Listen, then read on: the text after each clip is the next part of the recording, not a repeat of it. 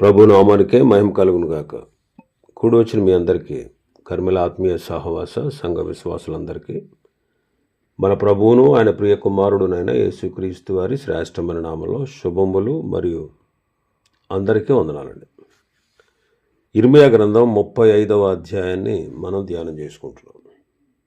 ఇర్మియా గ్రంథం 35వ అధ్యాయం. ఇందులో ముఖ్యాంశం ఏంటంటే రేఖాబీయుల యొక్క విధేయత. రేఖాబీయుల యొక్క విధేయత. రేఖాబీయులు ఎవరు అంటే రేఖాబు వంశస్థులు. ఈ అధ్యాయంలో ప్రభు వారిని మందిరానికి పిలవమని చెప్పారు.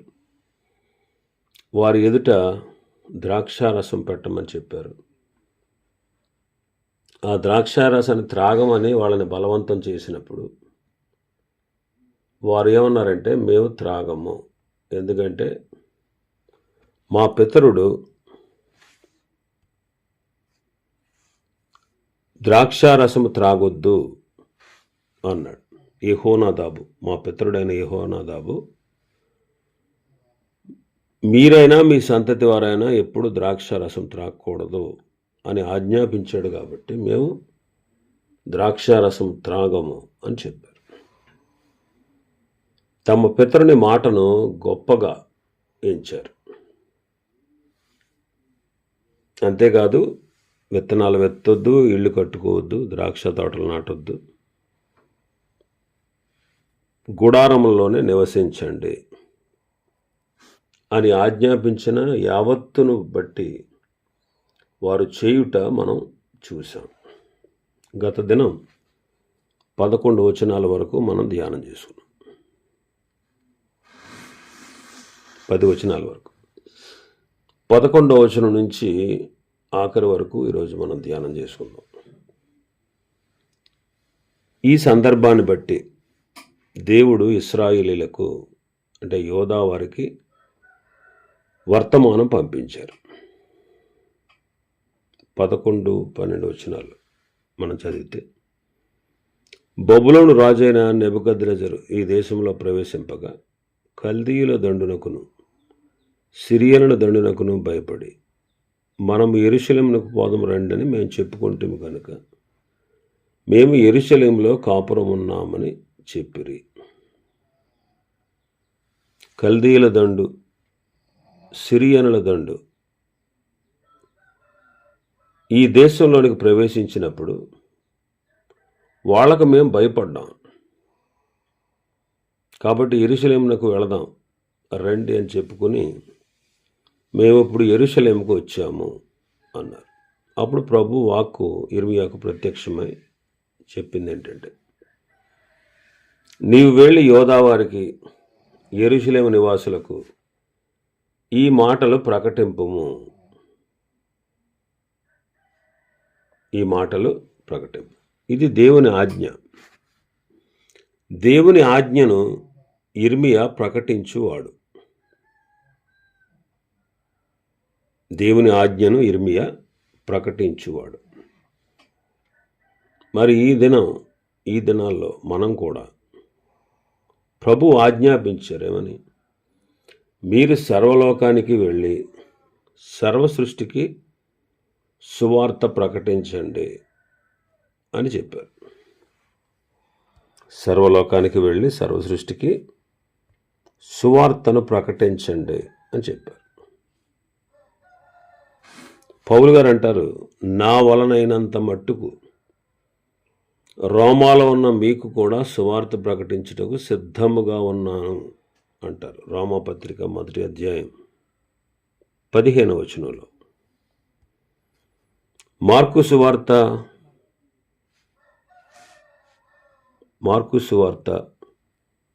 16వ అధ్యాయం 15వ వచనంలో ప్రభు ఇచ్చిన ఆజ్ఞ అదే, మీరు సర్వలోకమునకు వెళ్ళి సర్వ సృష్టికి సువార్తను ప్రకటించండి. ఇంకా మనం భాగంలోకి వస్తే 14వ వచనంలో, 13వ వచనంలో, యెహోవా వాక్కు ఇదే, మీరు శిక్షకు లోబడి నా మాటలను ఆలకింపరా? ఇదే యెహోవా వాక్కు. మీరు శిక్షకు లోబడి నా మాట ఆలకించండి. మరి ఏం చెబుతున్నారు ఆయన? 14వ వచనంలో ద్రాక్షారసము త్రాగవద్దని రేకాబు కుమారుడైన యెహోనాదాబు తన కుమారులకు ఆజ్ఞాపించిన మాటలు స్థిరముగా ఉన్నవి. నేటి వరకు తమ పితరుని ఆజ్ఞకు విధేయులై వారు ద్రాక్షారసము త్రాగకున్నారు. అయితే నేడు పెందలకడ లేచి మీతో బహు శ్రద్ధగా మాట్లాడినను మీరు నా మాట వినకున్నారు. ద్రాక్షారసము త్రాగొద్దని రేకాబు కుమారుడైన యెహోనాదాబు తన కుమారులకు ఆజ్ఞాపించిన మాటలు స్థిరంగా ఉన్నాయి. నేటి వరకు కూడా ఆ సంతతి వారు తమ పితరుని యొక్క ఆజ్ఞకు విధేయులై వారు ద్రాక్షారసము త్రాగకుండా ఉన్నారు. ప్రభు అంటారు, నేను పెందలకడ లేచి మీతో బహు శ్రద్ధగా మాట్లాడినా సరే మీరు నా మాట వినకున్నారు అంటారు. మీరు నా మాట వినకుండాను ఉన్నారు. మరి ప్రభు మాటలు మనం వినాలండి. ప్రభు మాట ఆయన వాక్యమే. వినడం అంటే వాక్యానుసారంగా ప్రవర్తించడం. మనం విరువారు మాత్రమే ఉండి మనల్ని మనం మోసం చేసుకోకూడదు. ప్రతి మనుషుడు వినుటకు వేగిరపడాలి, మాటలాడుటకు నిదానించాలి, కోపించుటకు నిదానించాలి. మనం వినువారు మాత్రమే ఉండి మనల్ని మనం మోసం చేసుకోకూడదు.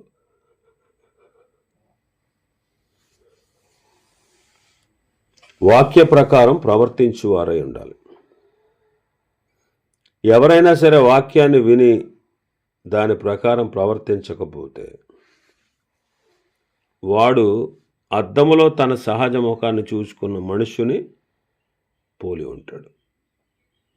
అద్దంలో తన ముఖాన్ని చూసుకున్న తర్వాత అవతలికి పోయి తానెట్టివాడో వెంటనే మరిచిపోతాడు. కాబట్టి దేవుని మాట వినాలి. వినడం అంటే విధేయత చూపడం, వాక్యానుసారమైనటువంటి జీవన విధానాన్ని కలిగి ఉండాలి. ఇంకా 15వ వచనాన్ని మనం చూస్తే ప్రభు పెందలకడ లేచి ప్రవక్తలైన నా సేవకులనందరినీ మీ వద్దకు పంపుచు ప్రతివాడును తమ దుర్మార్గతను విడిచి మీ క్రియలను చక్కపరుచుకుని ఎడల అన్యదేవతలను అనుసరింపకయో వాటిని పూజింపకయో ఉండిన ఎడలను నేను మీకును మీ పితరులకు ఇచ్చిన దేశంలో మీరు నివసింతురని నేను ప్రకటించి తిని గాని మీరు చెవియొగ్గక నా మాట వినకపోతిరి. ప్రభు పెందలకడ లేచి ప్రవక్తలైన తన సేవకులను అందరినీ వారి వద్దకు పంపుచూ వచ్చారు. ఏమని చెప్పాడు ఆయన? అయ్యా, మీ దుర్మార్గతను విడిచిపెట్టండి బాబు, మీ క్రియలను చక్కపరుచుకోండి, అన్య దేవతలను అనుసరించకండి, వాటిని పూజించకండి. మీరు ఇలా చేస్తే నేను మీకు మీ పితరులకు ఇచ్చిన దేశంలో మీరు నివసిస్తారు అని దేవుడు తన ప్రవక్తల ద్వారా ప్రకటిస్తూ వచ్చారు. కానీ వారు చెవియొగ్గలేదు, ఆయన మాట వినలేదు. మరి దేవుని నోట నుండి ఆయన ఉపదేశాన్ని నుంచి వచ్చే ప్రతి మాటను మనం దేవుని మాటగా అంగీకరించాలి. తెస్సలోనికే సంఘస్థులు అలాగే చేశారు. తెస్సలోనికైలకు రాసిన మొదటి పత్రిక 2వ అధ్యాయం 13వ వచనం, మీరు దేవుని గూర్చిన వర్తమాన వాక్యము మా వలన అంగీకరించినప్పుడు మనుష్యుల వాక్యమని ఎంచక అది నిజముగా ఉన్నట్టు దేవుని వాక్యమని దానిని అంగీకరించితిరి గనుక మేమును మానక దేవునికి కృతజ్ఞతాస్తుతులు చెల్లించుచున్నాము. ఆ వాక్యమే విశ్వాసులైన మీలో కార్యసిద్ధి కలుగజేయుచున్నది. కాబట్టి దేవుని వాక్యం బోధించేవారు మనుషులైన అది మనుష్యుల వాక్యమని ఎంచక అది దేవుని వాక్యమని దాన్ని అంగీకరించి అలా జీవిస్తే ఆ వాక్యం విశ్వాసులైన మన జీవితాల్లో కార్యసిద్ధి కలుగజేస్తుంది.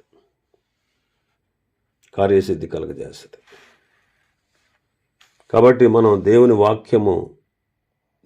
వాక్యముగా అంగీకరించాలి. బోధించేవారు కూడా ఇది నా మాటలు అనకుండా అవి దేవుని మాటలుగా మనం బోధించాలి. కాబట్టి ఆయన మాట విని, ఆయన వాక్యాన్ని విని, ఆయన ఉపదేశాన్ని విని మనము మన చెడు మార్గాలు విడిచిపెడుతున్నామా? మనలో మార్పు కలుగుతుందా? ఈ విషయాన్ని మనం గుర్తించాలి. కాబట్టి దేవుని వాక్యాన్ని వినకపోతే నష్టపోతాం. కాబట్టి దేవుని వాక్యాన్ని వినుటకు మనం జాగ్రత్త పడాలి. లోక మర్యాదను అనుసరించకుండా ఉత్తమము, అనుకూలము, సంపూర్ణమై ఉన్న దేవుని చిత్తం మీద పరీక్షించి తెలుసుకోవాలంటే మన మనస్సు మారి నూతన మొగటి వలన రూపాంతరము పొందాలి. ఇంకా మనం 16వ వచనంలో చూస్తే, రేకాబు కుమారుడైన యెహోనాదాబు కుమారులు తమ తండ్రి తమకిచ్చిన ఆజ్ఞను నెరవేర్చిరి గాని ఈ ప్రజలు నా మాట వెనకై ఉన్నారు. రేకాబీయులు తమ తండ్రి ఆజ్ఞను నెరవేర్చారు. అయితే ఇశ్రాయేలీలు దేవుని ఆజ్ఞను నెరవేర్చలేకపోయారు. మరి మనం దేవుని యొక్క వాక్యాన్ని, దేవుని యొక్క ఆజ్ఞను మనం నెరవేర్చాలి. అప్పుడు మనం ఆయనకి శిష్యులం అవుతాం. మీరు సర్వలోకానికి వెళ్ళి సర్వ సృష్టికి సువార్త ప్రకటించండి అన్నారు. నమ్మి బాప్తిసం పొందినవాడు రక్షింపబడును, నమ్మని వానికి శిక్ష విధించబడును అని చెప్పారు. కాబట్టి దేవుని ఆజ్ఞను మనం నెరవేర్చాలి.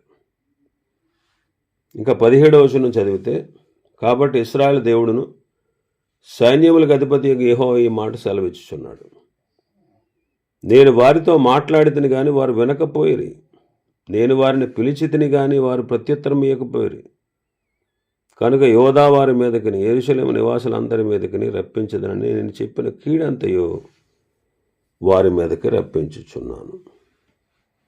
ఇశ్రాయేలీలు, యోధా వారు దేవుని మాట తిరస్కరించి గొప్ప కీడు తెచ్చుకుంటున్నారు.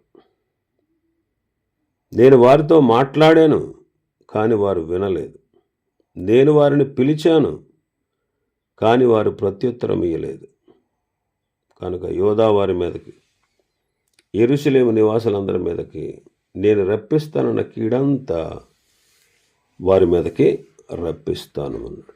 కాబట్టి మనం కూడా దేవుని యొక్క మాటను తిరస్కరిస్తే కీడు పొందుతామండి. దేవుని మాటను గనక మనం తిరస్కరిస్తే కీడు పొందుతాం. దేవుని యొక్క వాక్యాన్ని మన అలక్ష్యము చేస్తే మనకు కీడు ఉంది. కాబట్టి దేవుని వాక్యాన్ని మనం అలక్ష్యము చెయ్యకూడదు, ఇష్టానుసారంగా ప్రవర్తించకూడదు. ఆయన చిత్త ప్రకారం మనం ప్రవర్తించాలి. అందుకే కొరింథీయులకు రాసిన మొదటి పత్రిక 11వ అధ్యాయం 29-30 వచనాలు మనం చదివితే, ప్రభు శరీరం అని వివేచింపక తిని త్రాగువాడు తనకు శిక్షావిధి కలుగుటకే తిని త్రాగుచున్నాడు. ఇందువలననే మీలో అనేకులు బలహీనులను రోగులునై ఉన్నారు, చాలామంది నిద్రించుచున్నారు. విశ్వాసులైన మనం ఇంత జాగ్రత్తగా మనం వాక్యానుసారంగా మన జీవన విధానాన్ని కట్టుకోవాలి. ఒకవేళ ధిక్కరిస్తే దేవుని యొక్క శిక్ష మన మీదకు వస్తుంది. అయితే ప్రభు యొక్క శరీరము, ప్రభు యొక్క రక్తమని, ప్రభు యొక్క బలలో పాలు పొందేటప్పుడు మనం వివేచించి తినాలి, త్రాగాలి. అంటే దాని అర్థం పరీక్షించుకొని మనల్ని మనం పరీక్షించుకోవాలి. మనల్ని మనం పరీక్షించుకొని యోగ్యంగా ప్రభు యొక్క బలలో పాలు పొందాలి. లేకపోతే ఏమొస్తుంది? బలహీనులం అవుతాం. రోగులం అవుతాం, నిద్రిస్తాం. ఇంకా మన భాగంలోకి వస్తే 18-19 వచనాలు. 18వ వచనం చదువుదాం. మరియు ఇర్మియా రేకాబీలను చూచెట్లను, ఇశ్రాయేలుల దేవుడును సైన్యములకు అధిపతి యెహోవా ఇలాగ సెలవిచ్చుచున్నాడు. మీరు మీ తండ్రి అయిన యెహోనాదాబు ఆజ్ఞకు విధేయులై అతని విధులన్నిటినీ గైకొని అతడు మీకు ఆజ్ఞాపించిన సమస్తము అనుసరించుచున్నారు. కాబట్టి ఇశ్రాయేలు దేవుడును సైన్యములకు అధిపతి అయినగు యెహోవా సెలవిచ్చినదేమనగా, నా సన్నిధిలో నిలుచుటకు రేకాబు కుమారుడైన యెహోనాదాబునకు సంతతి వాడు ఎన్నడూ ఉండక మానడు. నా సన్నిధిలో నిలుచుటకు అతని సంతతి వాడు ఎవ్వడును ఎన్నడూ ఉండకుండా మానడు అన్నారు. రేకాబీలతో మీరు మీ తండ్రి ఆజ్ఞకు విధేయులై ఉన్నారు, అతని విధులన్నిటినీ అనుసరించి ఉన్నారు అంటున్నాడు. కానీ చూడండి వాళ్ళు ఎంత మంచివాళ్ళు. తమ తండ్రికి వారు విధేయులు. పిల్లలారా, ప్రభునందు మీ తల్లిదండ్రులకు విధేయులై ఉండుడి, ఇది ధర్మమే అని దేవుని వాక్యం సెలవిస్తాం. కాబట్టి తల్లిదండ్రులకి పిల్లలు లోబడాలి. రేకాబీయులు తమ పితరుడైనటువంటి యెహోనాదాబుకు వారు లోబడ్డారు, విధేయత చూపారు. ఈనాడు మనం కూడా మన తల్లిదండ్రులకు మనం విధేయత చూపాలి.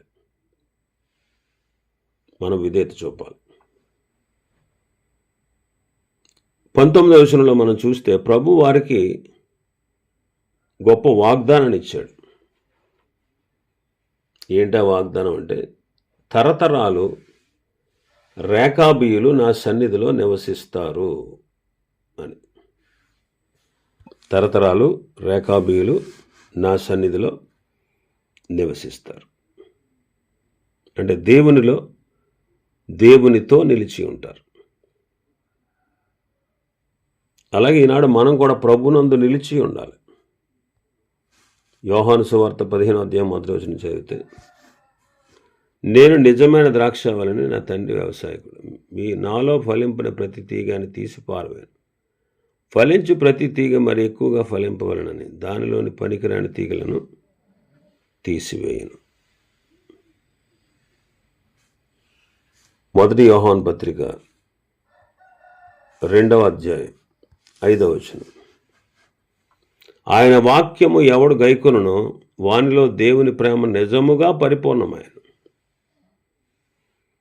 ఆయన యందు నిలిచి ఉన్నవాడనని చెప్పుకునేవాడు ఆయన ఎలాగూ నడుచుకొనెనో అలాగే తానును నడుచుకుని బద్ధుడై ఉన్నాడు. మనం ఆయన యందు ఉన్నామని దీని వలన తెలుసుకొనుచున్నాం. ఆయన వాక్యాన్ని మనం గైకోవాలి. ఆయన యందు నిలిచి ఉన్నామని చెప్పుకొనుచున్నటువంటి మనం ఆయన ఎలా నడిచారో అలాగే మనం కూడా నడవలసిన వారంగా ఉన్నాము. అప్పుడే మనము క్రీస్తునందు ఉన్నాము అని దానివల్ల తెలుసుకుంటాం. క్రీస్తులో నిలిచి ఉండుట అంటే మాదిరికరమైన జీవితం. అందుకే పేతురు మొదటి పత్రిక 2వ అధ్యాయం 21వ వచనం చూస్తే, యేసుక్రీస్తు ప్రభువారు మీ కొరకు బాధపడి మీరు తన అడుగు జాడలందు నడుచుకున్నట్లు మీకు మాదిరి ఉంచిపోయాను. ఆయన మాదిరి ఉంచి వెళ్ళారు. మనం ఆయన అడుగు జాడల్లో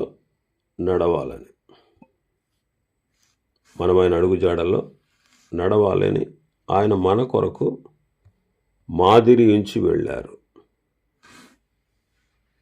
యోహాను సువార్త 13వ అధ్యాయం 15వ వచనంలో చదివితే, నేను మీకు చేసిన ప్రకారం మీరు చేయవలనని మీకు మాదిరిగా ఇలాగు చేసి తిని అంటారు ప్రభు.